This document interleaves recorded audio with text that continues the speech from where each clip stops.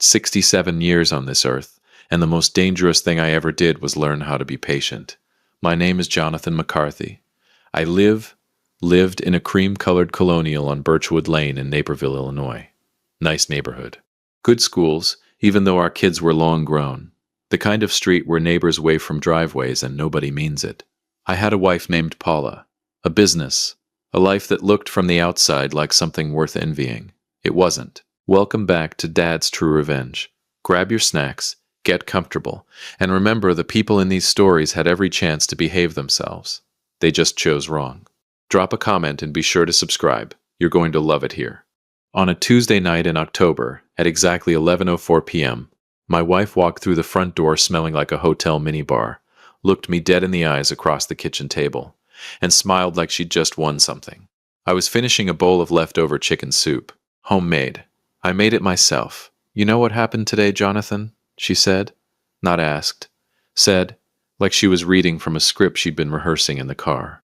I set my spoon down, looked at her. I assume it wasn't good, since you've been ignoring my calls since 9 this morning. She leaned against the doorframe, arms crossed. That smirk, God, I can still see it, spreading across her face like a crack in dry concrete. I had a one-night stand with Craig. She paused for effect. My boss. And honestly, I'd do it again. The kitchen clock ticked. The refrigerator hummed. Outside, somebody's dog barked twice and quit. I picked my spoon back up. Soup's getting cold, I said. Here's what Paula expected. Tears, maybe. Shouting, definitely. Plates thrown. Doors slammed. Some grand theatrical implosion that would confirm to her that she still had the power to detonate me. That after 31 years of marriage, she could still reach inside my chest and squeeze. Here's what she got. A 67-year-old man finishing his soup. She didn't know it yet, but I'd stopped being the man she expected about 6 months ago. That's it? She said. Her voice had an edge now. Not guilt, not even defiance. Disappointment. Like I'd walked out of a movie before the big scene. I just told you I slept with Craig Hendricks and you're eating soup? It's good soup, I said. She stared at me for a long moment, then made a sound, half laugh, half disgust, and went upstairs. I sat there another 20 minutes, finished the soup, washed the bowl, dried it, put it away in the cabinet. Then I went to the garage, sat in my 2019 Ford F-150, and allowed myself exactly 4 minutes of feeling everything I wasn't going to feel in front of her. 4 minutes. Then it was just logistics. Let me tell you about Craig Hendricks. Craig was 51, recently divorced, and the kind of man who wore fitted blazers to casual Friday, and called everyone chief. He'd hired Paula 8 years ago as operations manager at Hendricks Logistics, a mid-size freight brokerage out of Lisle, about 12 minutes from our house. She'd climbed fast. She was good at her job, I'll give her that. Sharp, organized, the kind of person who could smile at you while mentally categorizing your weaknesses. I'd always admired that about her. Should have feared it instead. They'd had the affair before, I was almost certain. Not this exact version, not with the dramatic confession at the kitchen door. But something had been wrong for at least 2 years. The late nights that didn't match the timesheets. The new laugh she had, lighter, more performed, that she only used on her phone. The way she stopped asking about my day like she used to, and started giving me the specific kind of silence that isn't peace, it's absence. But here's the thing about being 67 and having built a life with someone for 3 decades. You don't rush. You catalog. You make sure. I'd made sure. My business was called McCarthy & Associates Property Management. We'd started it together in 2003, me with the construction background, Paula with the operations brain. We managed residential properties across DuPage County. At our peak, we had 42 units under contract and a reputation solid enough that referrals came without asking. It was, on paper, equally ours. Keyword, on paper. I never fully understood why she still went ahead to work for Craig 8 years ago, even with her stake in McCarthy & Associates sitting right there. She'd said his company was bigger, that she didn't just want to spend the rest of her life in property management. She wanted to try something new. I respected that, handed her day-to-day responsibilities to a manager, told her to go build something for herself. Turns out she did. Just not what I had in mind. I didn't quite get it then, but I get it now. What Paula didn't know, what I'd made very certain she wouldn't know, was that 14 months ago, I'd sat down with our attorney, a sharp and mercifully discreet woman named Christine Knight, over at her office on Washington Street in downtown Naperville, and I'd begun a quiet, careful, entirely legal restructuring of McCarthy and Associates. It started with a conversation I'd had with my oldest friend, Dave Kowalski. Dave and I go way back. We'd worked construction together in our 30s, sweated through enough Chicago winters to earn the right to say whatever we wanted to each other. We'd met for lunch at Quigley's Pub on a Wednesday in August, the year before all this, and I told him what I suspected. "You think she's stepping out?" Dave had asked, mouthful of a Reuben sandwich, completely unbothered. "I think she's been somewhere else for a long time," I said. "I don't know if it's a person yet. So what are you gonna do?" I'd stirred my coffee, looked out the window at the lunch crowd on Jefferson Avenue, all those people moving fast, like they had somewhere to be. "I'm gonna find out for certain," I said, "and then I'm gonna make sure that when I go, if I go clean." Dave had put his sandwich down at that, looked at me seriously for maybe the first time in 30 years. "Jonathan, how long have you been thinking about this?" "Long enough," I said, to stop being emotional about it. He didn't know then what I meant. He would later. By October, by the night of the soup, here is what was true.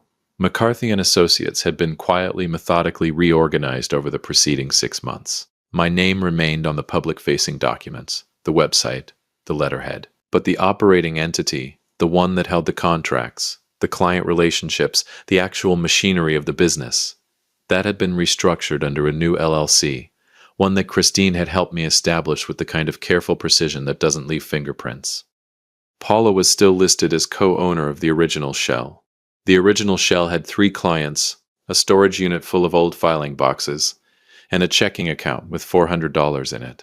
The new entity had everything else. She'd been co-owner of a ghost for 6 months, and come home every night, none the wiser. Now, I want to be clear, I'm not a vindictive man by nature. I was a carpenter's son from Joliet who married his college girlfriend and worked hard enough to build something real. I believed in fairness. I paid my taxes. I held doors open. I made chicken soup from scratch on Tuesdays. But I had also watched my father get gutted in a divorce that left him with nothing but his truck and his dignity, and my father's one piece of advice delivered in a parking lot outside a courthouse was this: "Jonathan, when it's over, make sure you're the one who decided when." I'd never forgotten that. The joint checking account, our household account, the one Paula used for groceries and her bi-weekly manicures at Lux Nail Bar on Route 59, had, as of the Monday morning before her confession, a balance of $0.14. I had moved everything to a separate account in my name only, at a different bank entirely, the previous Friday afternoon. Methodical, unhurried, like a man paying a utility bill. The 14 cents I'd left on purpose. Call it a sense of humor. The savings, the real savings, the 31 years of compounding decisions and disciplined sacrifice, had been moved in increments over 4 months. Carefully, in amounts that didn't trigger automatic flags. Christine had advised me on the structure. Everything I did was legal.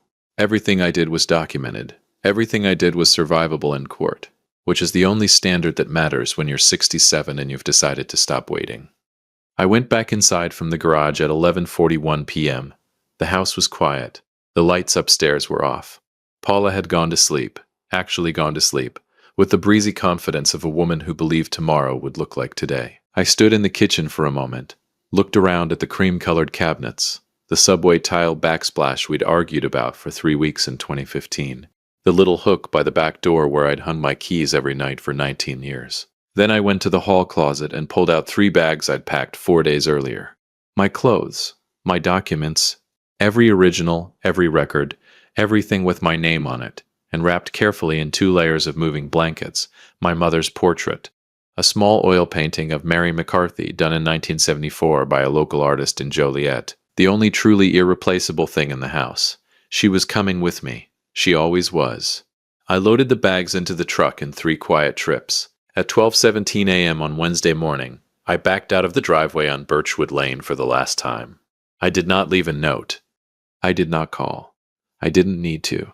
She'd given me everything I needed at the kitchen door. And when Paula McCarthy woke up at 7:30 the next morning, walked downstairs expecting coffee in bed, and found instead an empty house, an empty account, and a business she thought she co-owned that was worth exactly $400. She was going to laugh. I was counting on it, because the people who laugh first are always the ones who haven't checked everything yet. There's a specific kind of silence that fills a house when the person who built half of it is gone. Not peaceful silence. I mean the kind of silence that has weight, that presses against the walls and makes every familiar thing look slightly wrong, like furniture rearranged 2 inches in the night.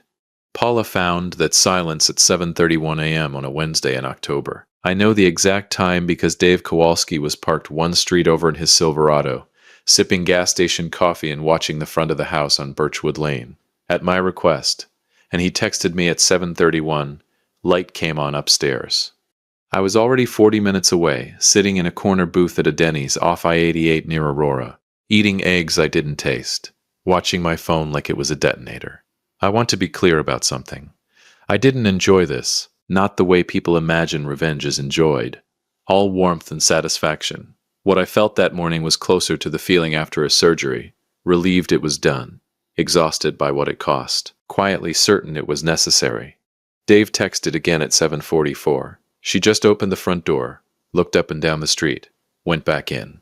Then at 7:52, she's on the phone, pacing in the kitchen window. You want me to stay? I typed back, give it another hour. He sent a coffee cup emoji. Dave communicates primarily in emojis when he's trying not to editorialize. It's his version of diplomacy. The call came at 8:09. I let it ring 4 times, not to be dramatic, just because I was chewing toast and I believed in finishing what I started. Jonathan. Her voice was controlled, careful.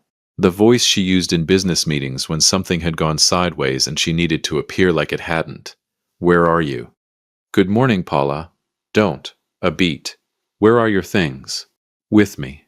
Silence. Then, and I want to give her credit, because she was nothing if not composed. Okay, so you needed space. I understand that. What I said last night was cruel. And Paula, I think we should talk about this like adults, because 31 years doesn't just... Paula. She stopped. Check the bank account, I said, then call me back. I hung up. I went back to my toast. She didn't call back in 5 minutes. She didn't call back in 10. I knew what she was doing. She was sitting at the kitchen island with her laptop open, logging into the joint account, seeing the 0, telling herself there was an error, calling the bank's automated line, entering the account number again, waiting, refreshing, watching $400 become the whole picture. No, wait, that was the business account. Dave texted at 8:24. She just got in her car. I texted Christine Knight. Christine responded in under a minute. I've been expecting your text. Everything is in order.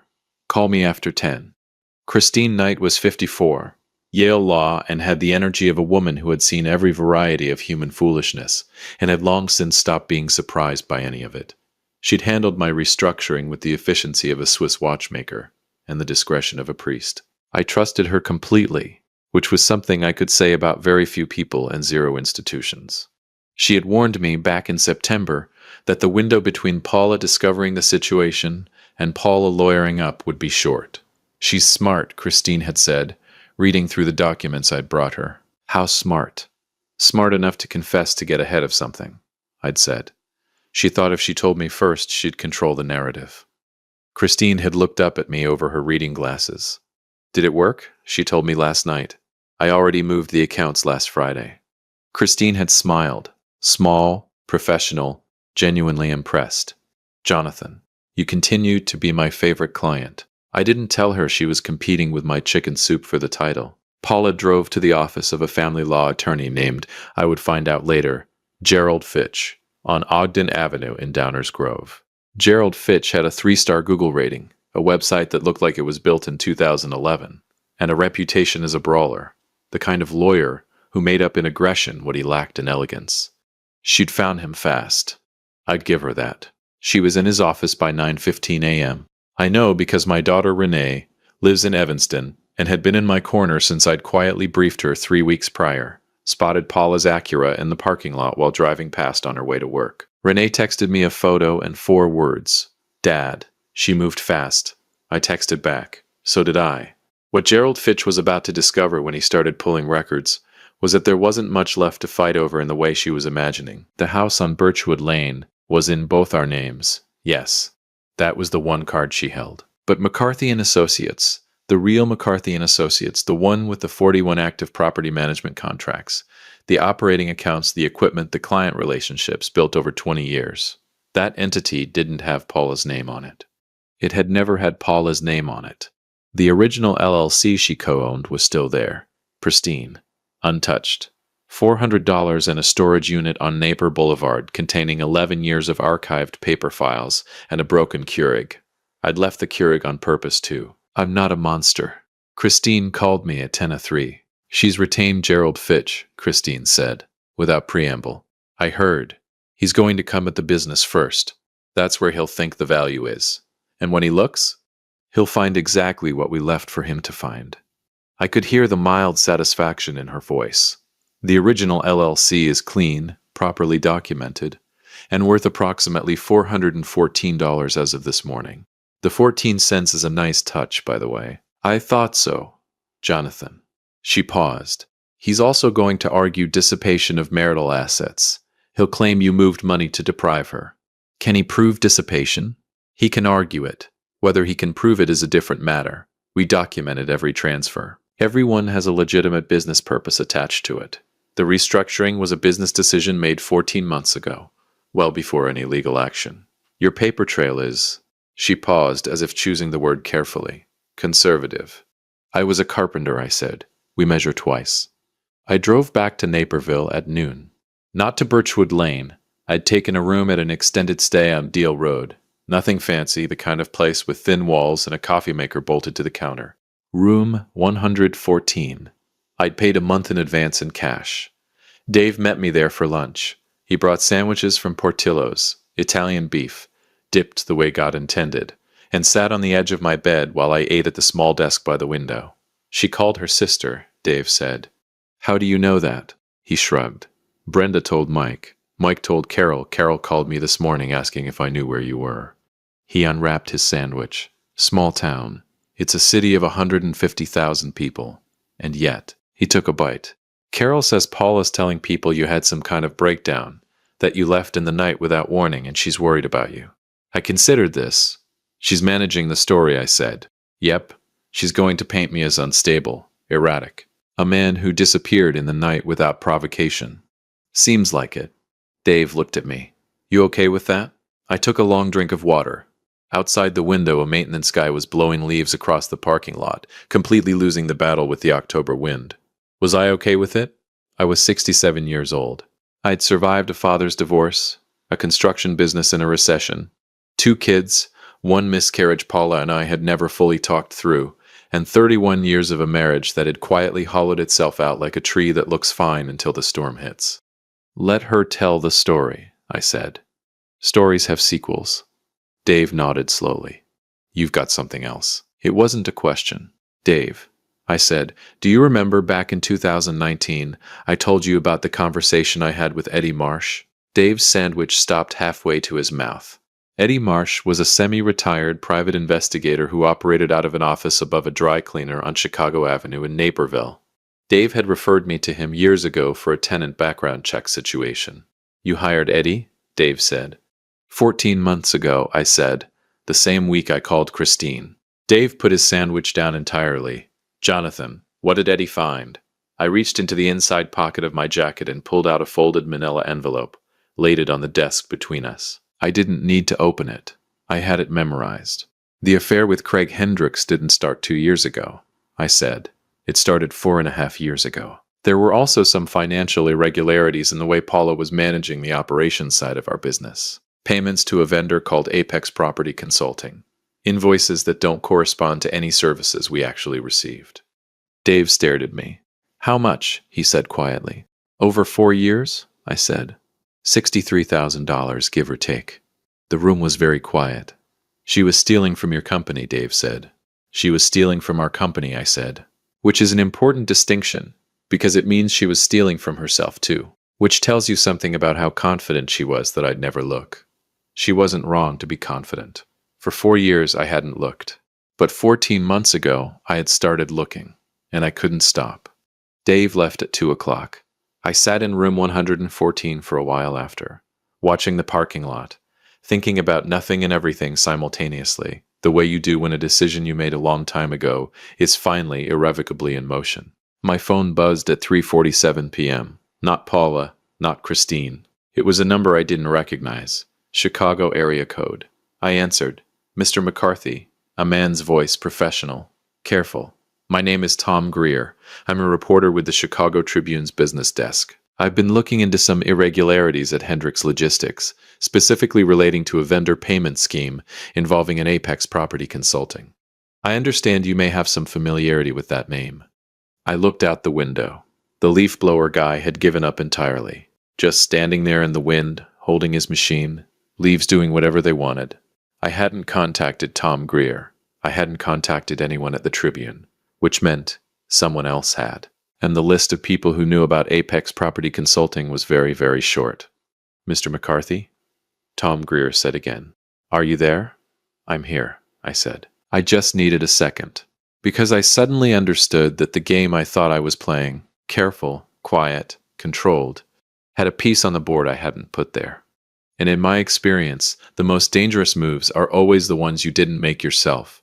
The most powerful thing a man can do in a room full of people expecting him to fall apart is simply not fall apart. I called Tom Greer back at 4:15 p.m. from the parking lot of the extended stay on Deal Road, standing next to my truck with the October wind cutting through my jacket like it had somewhere to be.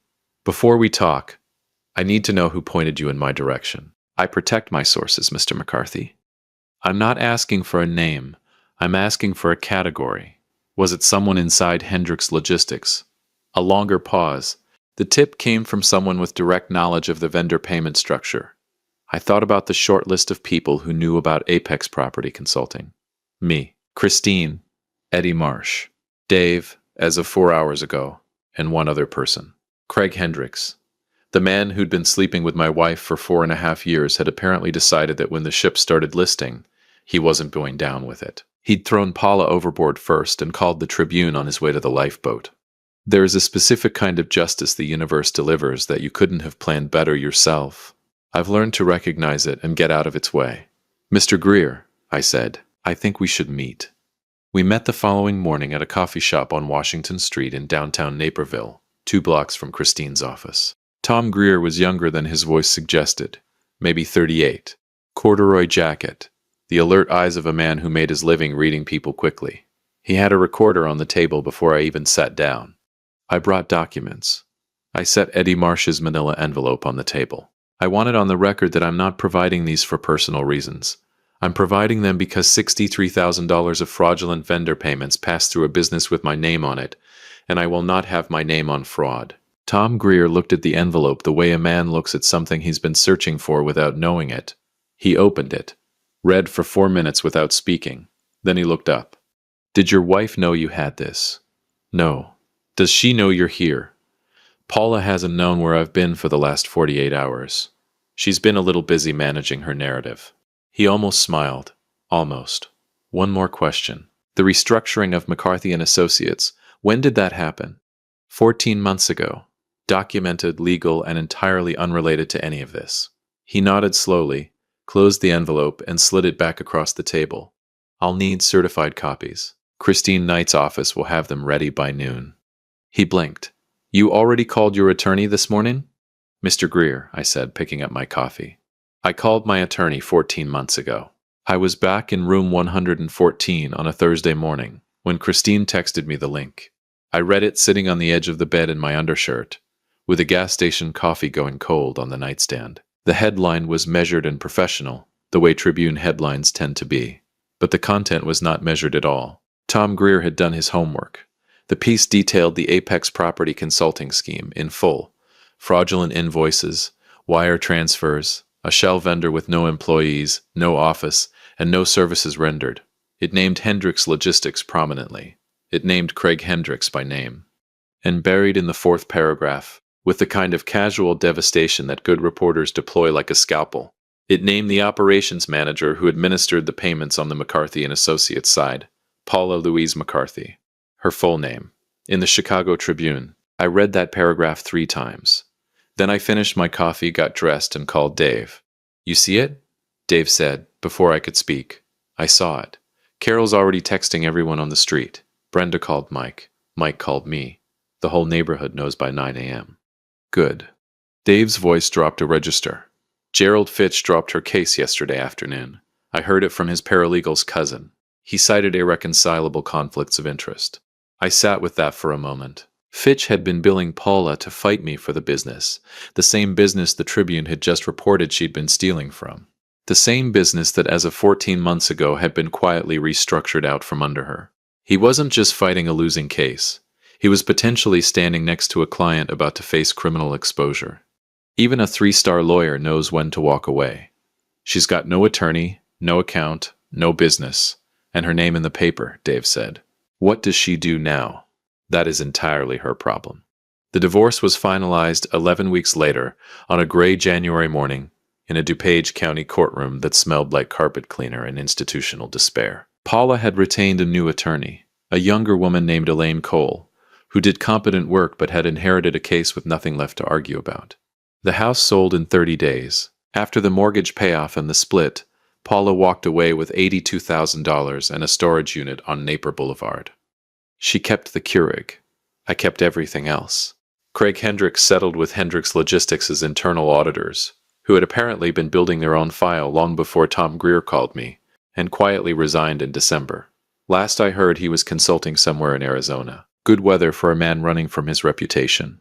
The DuPage County State's attorney opened a preliminary inquiry into the Apex property consulting payments in February. Christine told me not to expect quick movement. These things take time. But the file existed.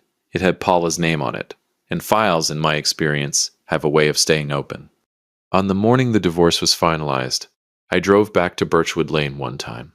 Not to the house. The new owners had already started painting the shutters a color I wouldn't have chosen. I just parked at the end of the street for a few minutes, watched the neighborhood do what neighborhoods do at 10 in the morning. A woman walking a dog, a UPS truck making a delivery, somebody's sprinkler system running in January, which is the kind of thing you only notice when you've got time to notice things. I thought about 31 years, about the good parts which existed, about the kitchen we'd argued over, and the 2 kids we'd raised in that house who turned out better than either of us deserved. About my mother's portrait, which was now hanging in my new apartment on Eagle Street in downtown Naperville. 3rd floor, big windows, nobody's name on it but mine. I didn't feel triumphant. I want to be honest about that. What I felt was something quieter, the particular peace of a man who saw something coming, prepared with everything he had, and didn't flinch when the moment arrived. 67 years old. Still standing, I put the truck in drive, pulled away from Birchwood Lane, and didn't look in the rearview mirror. I'd measured twice. I was done cutting. If you liked this story, join our community by hitting that like button and subscribing for more real, raw, and family-centered stories. And as always, thank you for being a part of this sphere.